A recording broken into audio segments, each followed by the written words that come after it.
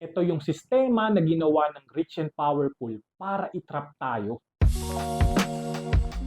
Pansin mo ba na kahit anong kayod mo, parang palaging kulang? Bakit parang hirap na hirap tayong umangat? So let's talk about predatory governance. Alam mo ba na merong nasulat sa isang libro about predatory governance kung saan isinasaad doon na i-design at minamanipulate tayo para maging mahirap? Ano nga ba ang predatory governance? Ito yung sistema na ginawa ng rich and powerful para itrap tayo. Imagine a game na hindi ginawa para sa'yo.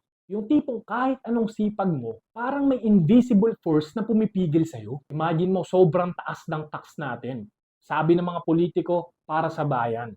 Pero, ever wonder why, saan nga ba yun dinadala?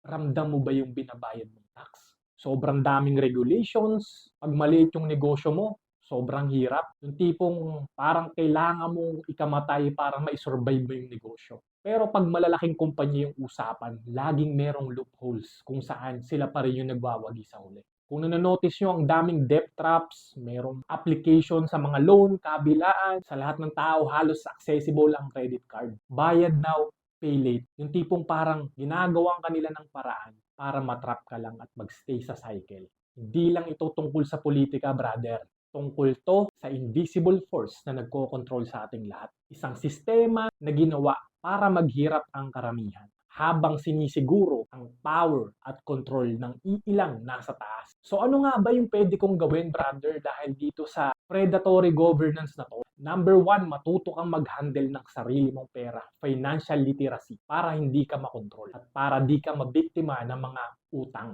Number 2, mag-build ng multiple income streams. Huwag ka lang umasa basta-basta sa iisang pagkakakitaan. Dapat meron kang backup plan, kahit plan A, plan B, plan C.